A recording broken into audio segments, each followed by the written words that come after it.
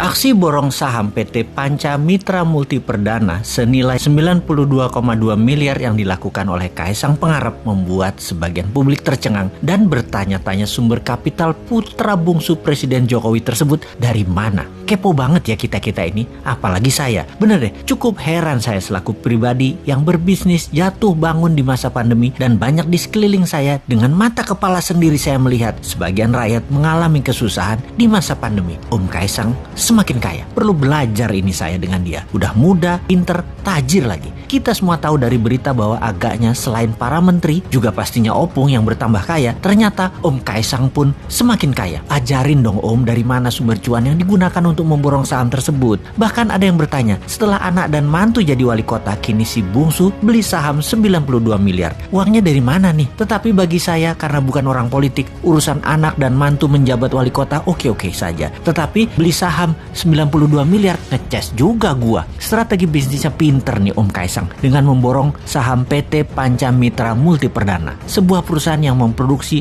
makanan beku berbasis udang. Total saham yang dibeli Om Kaisang Pangarep yakni sekitar 188,24 juta lembar saham atau sekitar 8% dari total keseluruhan saham yang ditempatkan di perseroan atau senilai 92,2 miliar. Kaisang membeli saham PT Panca Mitra Multi Perdana melalui perusahaan miliknya PT Harapan Bangsa Kita atau yang lebih dikenal dengan GK Hebat. Oke lah, selamat buat Om Kaisang yang dengan pintar memutar uangnya di banyak bidang. Mudah-mudahan pemodal yang memodali bukan mereka yang cari selamat dari kejaran hukum karena membakar hutang ya. Sekali lagi, kita ingin kepastian aja. Yang modali usaha Om Kaisang janganlah merupakan siasat perusahaan pembakar hutan untuk lolos dari jeratan hukum. Jangan ya Om. Oke lah, sekali lagi, Om sudah besar, sudah dewasa. Ayahmu presiden tak tercela dan tak ternoda. Dicintai 65% rakyat dalam 2 kali pilpres. Nama besar ayahanda jangan sampai tercoreng libido punya uang lebih dengan mudah. Sejarah panjang di Indonesia anak presiden yang berkiprah macam-macam